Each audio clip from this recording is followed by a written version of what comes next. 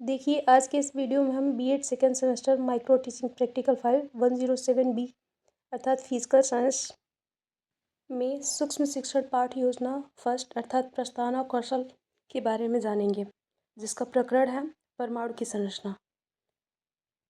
जैसा कि आप सभी फाइल को देख सकते हैं, जैसा कि आप सभी जानते हैं, माइक्रो टीचिंग में हमें 5 कौशल पढ़ने होते हैं। पहला होता है हमारा प्रस्तावना कौशल। हालांकि एक फाइल में प्रस्तावना कौशल 2 बनाने होते हैं। दूसरा होता है व्याख्यान कौशल, तीसरा होता है प्रश्नीकरण कौशल, चौथा होता है पुनर्बलन कौशल और पांचवा होता है हमारा शैम्पर्ट कौशल। तो जैसा कि आप सभी जानते हैं कि बीएड सेकेंड सेमेस्टर में आपको 2 माइक्रो टीचिंग 107 की फाइल बनाने होते हैं, जिसमें से एक फाइल में एक कौशल से 2-2 प्रकरण आपको लिखने होते हैं, जैसा कि आप सभी देख सकते हैं। अर्थात प्रस्तावना कौशल के भी 2 प्रकरण होंगे, व्याख्यान कौशल भी 2 होगा, उसके साथ ही साथ प्रश्नीकरण कौशल भी 2 होगा, पुनर्बलन कौशल भी 2 होगा और शैम्पर्ट कौशल भी 2 होगा। तो इस वीडियो के दौरान हम एक एक कौशल को सही ढंग से पढ़ेंगे।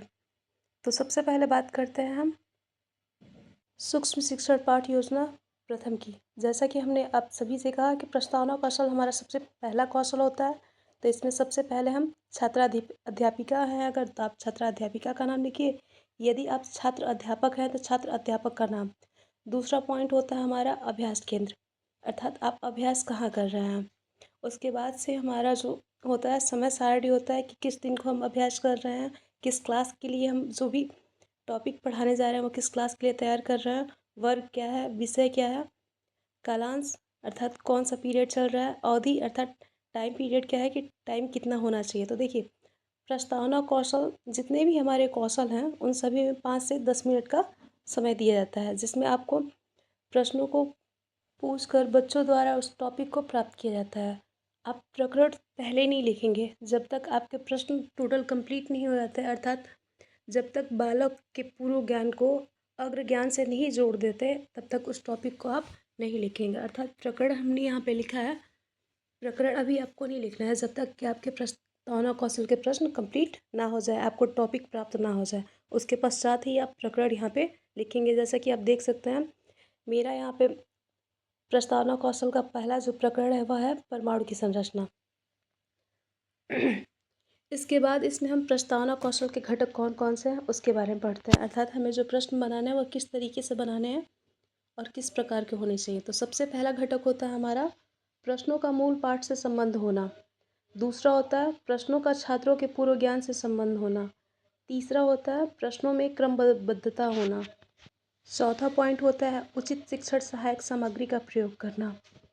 पाँचवा होता है उचित समय विस्तार। ये अर्थात आपको जो टाइम पीरियड दिया गया है कि 5 से आपको 10 मिनट में कंप्लीट करने हैं आपके प्रस्तावना कौशल के प्रश्न, तो आपको उतने ही समय दिए जाएंगे, उससे अधिक आपको समय नहीं लेना है। नेक्स्ट पॉइंट है हमारा छात्रों में रुचि व ध्यानाकर्षण होना। सातवां पॉइंट होता है छात्रों को प्रेरित करने की क्षमता। आठवां प्रश्न सरल व स्वाभाविक होना। नौवां छात्राध्यापिका में उत्साह। अर्थात इन सभी बातों को ध्यान में रखकर, इन सभी घटक को ध्यान में रख के हमें प्रस्तावना कौशल के प्रश्न बनाने चाहिए। सहायक सामग्री क्या क्या होंगे, तो देखिए साइंस वालों के लिए तो डस्टर, चॉक, चार्ट पेपर ये सदैव रहेगा, क्योंकि उनका टॉपिक ही ऐसा है कि बिना उसके वो एक्सप्लेन नहीं कर सकते। बहुत सारे पॉइंट्स आएंगे, बहुत सारे ऐसे साइंटिस्ट के नेम आएंगे जिसके लिए उन्हें चॉक का प्रयोग करना पड़ेगा बोर्ड पे। उसके अलावा बहुत सारे ऐसे टॉपिक्स आएंगे जिनमें आपको फिगर बनाना कंपलसरी रहेगा। तो यहाँ पे देख सकते हैं आप सहायक सामग्री में। उसके बाद से नेक्स्ट टॉपिक होता है हमारा पूर्व ज्ञान। पूर्व ज्ञान में हम बताते हैं कि छात्र परमाणु के संबंध के विषय में या परमाणु से संबंधित सामान्य जानकारी रखते हैं। अर्थात हम जो टॉपिक पढ़ाने जा रहे हैं बच्चों को उसके बारे में पहले से कुछ न कुछ जानकारियाँ प्राप्त हैं। इसके बाद बात करेंगे हम नेक्स्ट पेज की। तो नेक्स्ट पेज में हम प्रस्तावना प्रश्न हेडिंग देंगे। उसके अंतर्गत हम 3 टेबल बनाएंगे। पहले में क्रमांक संख्या होगा, दूसरे में छात्राध्यापिका प्रश्न, अगर आप छात्र अध्यापक हैं तो छात्राध्यापक लिखेंगे। फिर थर्ड टेबल में आप लिखेंगे या थर्ड लाइन में आप लिखेंगे छात्र या छात्रा का कथन। तो सबसे पहला हमारा प्रस्तावना कौशल का प्रश्न है। जैसा कि हमने आपको घटक में ही बताया था कि बालकों को उनके पूर्व ज्ञान से अग्र ज्ञान की तरफ जोड़ना है, अर्थात जो भी टॉपिक हमें पढ़ाना है उनके पूर्व ज्ञान से संबंधित भी होने चाहिए और क्रमबद्धता उनमें तो अति आवश्यक है। तो सबसे पहला क्वेश्चन है मेरा, ब्लैक बोर्ड पर किससे लिखा जाता है? तो बच्चे या छात्र का जो आंसर होगा वो होगा चॉक से। फिर जो हमें प्राप्त हुआ है चॉक, ठीक है, उसी से हमें अगला प्रश्न बनाना है। ऐसा नहीं कि आप कोई भी टॉपिक उठाना है तो आप उसमें क्रमबद्धता नहीं रखेंगे। जो भी छात्रों द्वारा आंसर प्राप्त होंगे आप उसी से रिलेटेड क्वेश्चन पूछेंगे और अंत में अपना टॉपिक प्राप्त करेंगे। तो सेकेंड क्वेश्चन हमारा हो जाएगा, चॉक के इन बारीक कणों को पीस दिया जाए तो क्या होगा? तो छात्रों का जो जवाब होगा वह होगा चॉक बारीक कणों में बदल जाएगा। फिर जो टॉपिक मिला है हमें, जो आंसर मिला है उनके द्वारा, अर्थात चॉक बारीक कणों में बदल जाएगा, उससे फिर पुनः क्वेश्चन बनाएंगे। जैसा कि आप देख सकते हैं, चॉक के इन बारीक कणों को क्या कहते हैं?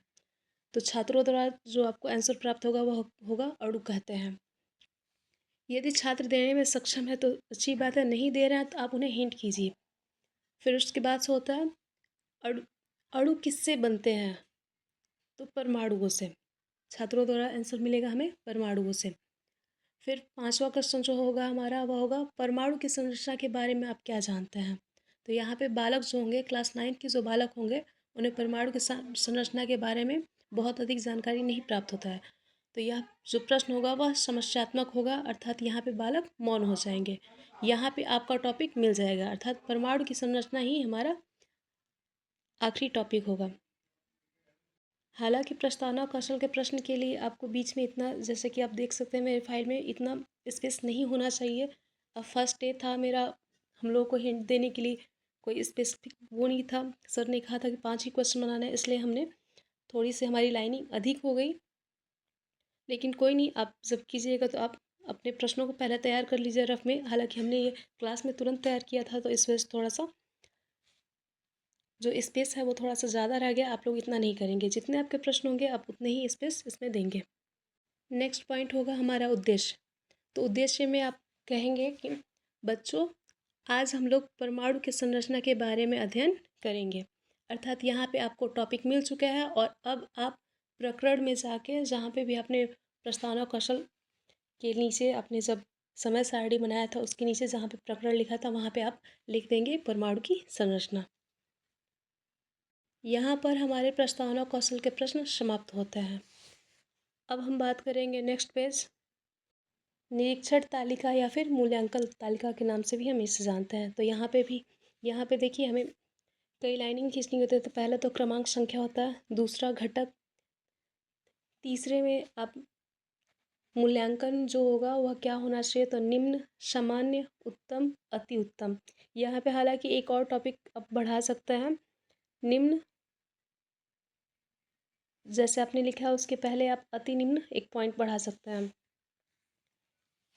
हालांकि इसके नेक्स्ट वीडियो जो भी आपके मिलेंगे उसमें आपको मूल्यांकन तालिका में 5 लाइनिंग मिलेंगी, अर्थात सामान्य से 2 इधर, निम्न, अति निम्न, और सामान्य के 2 आगे उत्तम और अति उत्तम। तो देखिए यह कार्य जो होता है वह आपके क्लासमेट्स करते हैं, जो भी आपका सब्जेक्ट है उससे, जो आपके क्लासमेट जो भी हैं जिनका आपका ही सब्जेक्ट है अर्थात फिजिकल साइंस है, वो इस पर हस्ताक्षर करते हैं और आपके कक्षा अध्यापक जो भी होता है वहाँ निरीक्षण करते हैं।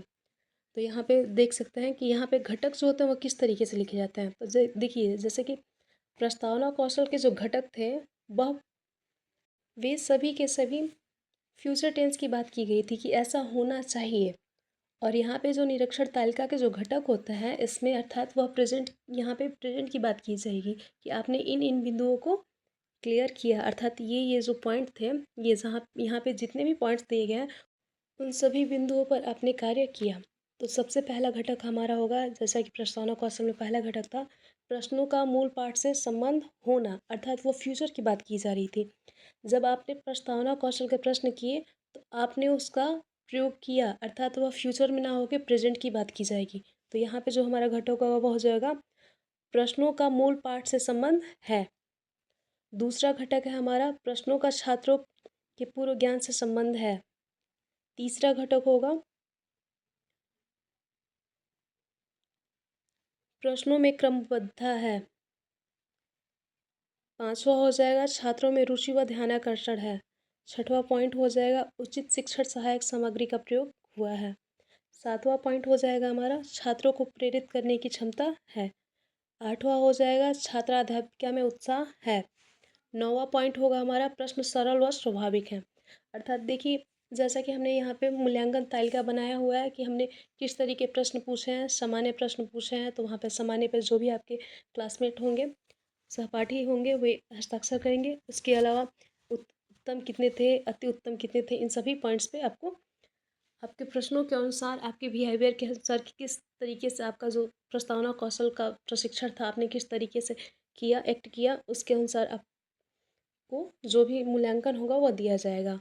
और यहाँ पे आलोचनात्मक सुझाव दिया जाता है कि अर्थात जो आपके क्लासमेट जो होते हैं, जिनके पास आपकी फ़ाइल होती है, वो आपको में क्या-क्या कमियाँ रहीं, क्या-क्या उन कमियों को आपको सुधारना है उसके बारे में। जैसा कि आप देख सकते हैं कि 90 डिग्री पर खड़े होकर चौपट कार्य करना। अर्थात जब हम फर्स्ट टाइम जब जाता है हम बोर्ड के पास, तो हम लोगों को इतना पहले कभी हमने इन बिंदुओं पर ध्यान नहीं दिया होता है, जो कि हमें माइक्रो टीचिंग के दौरान सिखाया जाता है।